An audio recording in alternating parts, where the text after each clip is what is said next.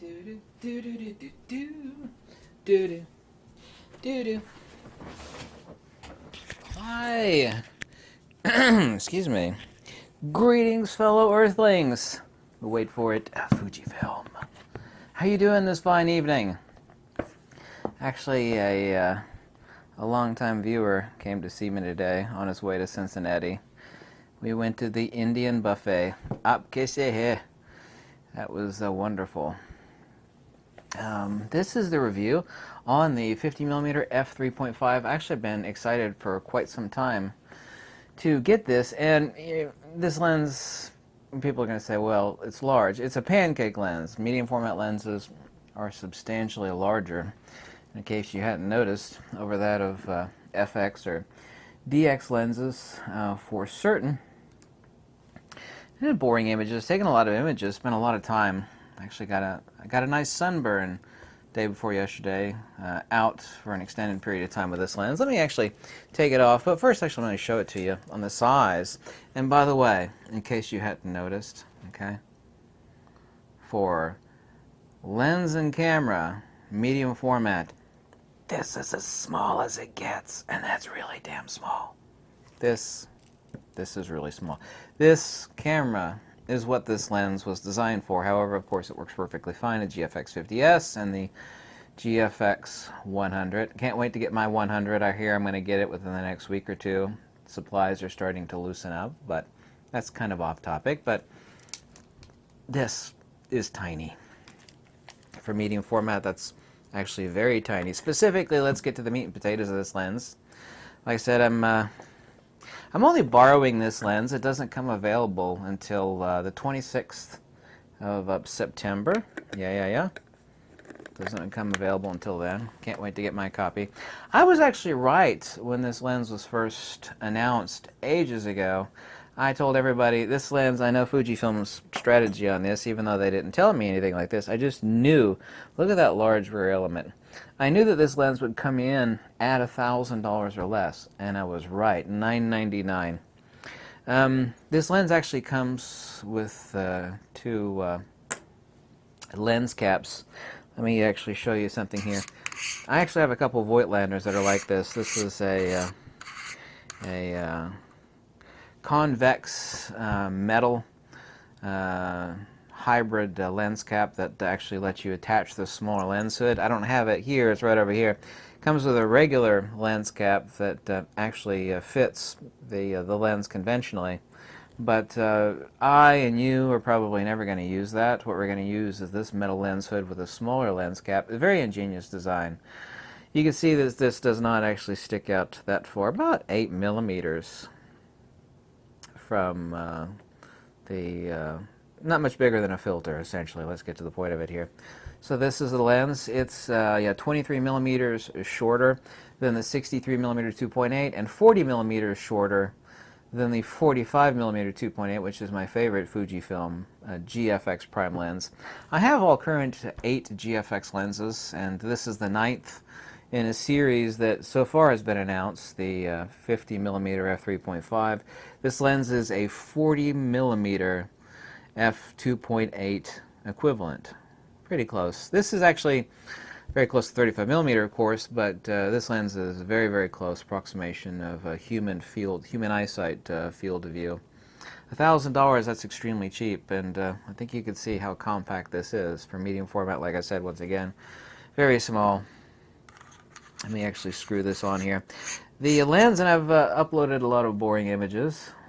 I've got a lot more. I'm surprised the bokeh, because pancake lenses are not known for good bokeh. This lens actually has a really good bokeh. It actually has very creamy, foggy bokeh. It has slight cat's eye on the specular highlights. In the background, slight cat's eye, not extreme, but actually some of you would call them moderate. To me, that's actually slight cat's eye. This is very low. But it has very puffy, creamy, nice bokeh on this lens, which is surprising.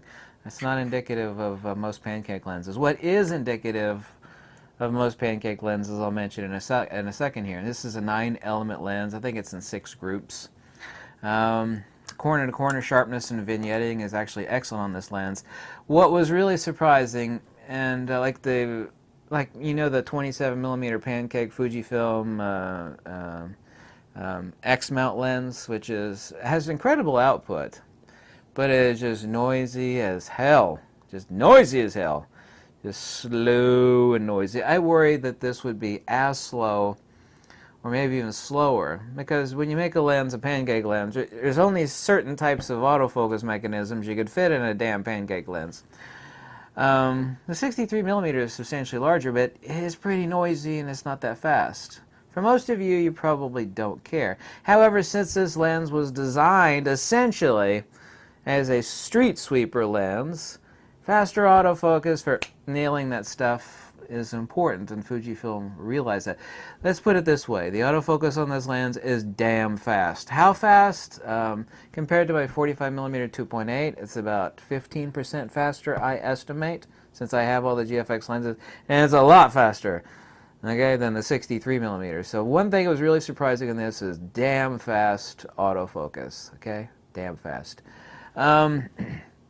Actually, if I were traveling light, and you actually can travel light. I mean, if you think about, essentially, by the way, on a pancake lens, it's almost like a body cap.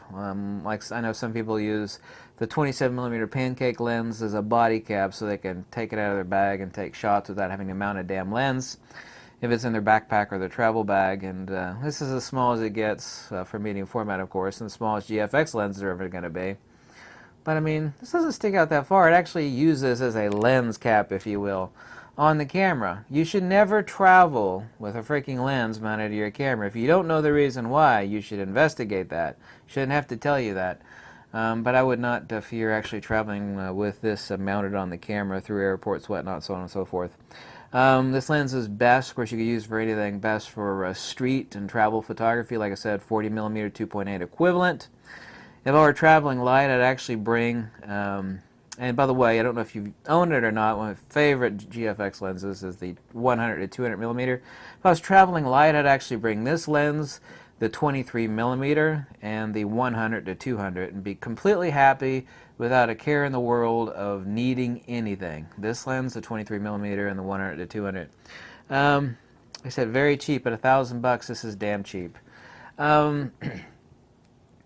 Necessitatively, due to optical design, and by the way, I rated this lens for my Fujifilm book, and I'm always doing updates to my book. I gave it an overall score out of 10 of 8.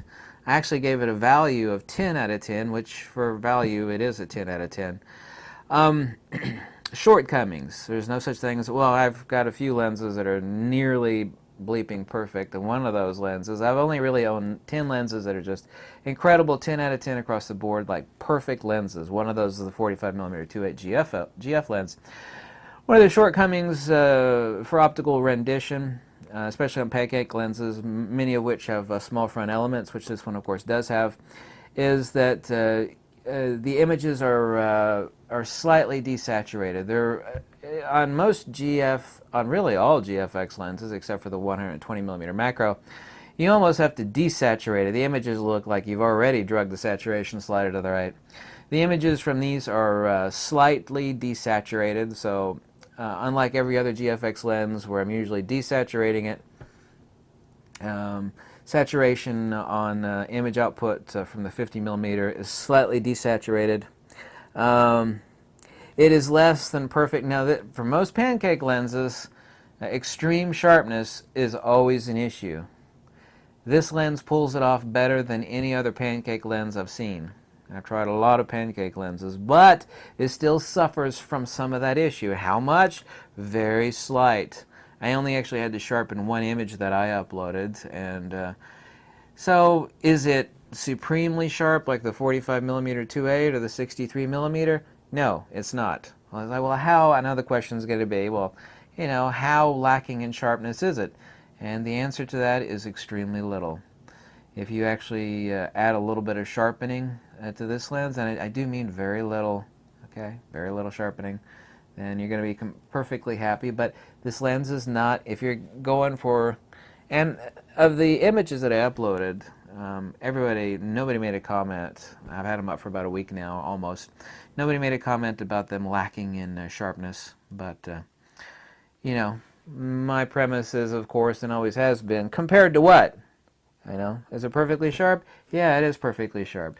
But compared to the other GF lenses, I didn't add any sharpening to this, and it's damn sharp. But comparatively to the 63 or the 45, you are going to notice it is slightly less sharp than the 45 or the 63. But that is a characteristic of every pancake lens I've ever had my hands on, and that's a lot of them. So,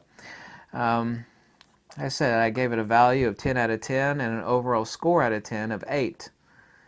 And considering the fact that it's $1,000 and it's a medium format pancake lens, and this is one thing I worried about, because before I got this lens, I have to say this again because it's so important. This lens, not only is it designed for the GFX 50R, which is essentially, ideally, a run and gun, do whatever, street compact, that since this lens would primarily be desired by people for street photography and, virtually anything, that having slow autofocus or autofocus as slow as the 63mm, God forbid slower, would be a face palm. And I was worried about, this lens is really compact. You can't really fit the super best autofocus mechanism in pancake lenses, even medium format pancake. And I was thinking, oh dear God, I hope this lens is not like as slow as the 63mm or slower, because people are going to want to use this for street, and what you don't want in a street lens is for it to be slow. And this lens is damn fast. So that's something you can be very happy with about this lens. That was a real shocker. I don't know of anybody else that's actually reporting that about this lens. And let me assure you, it's fast.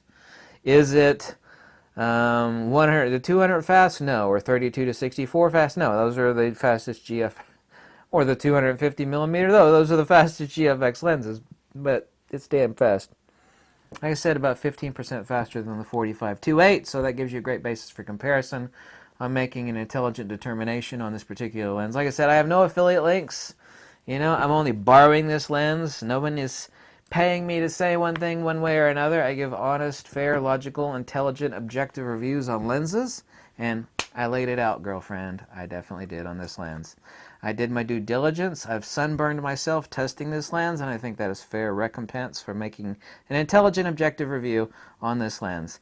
And importantly so, since I've tested so many lenses, my statement, compared to what, it's valid.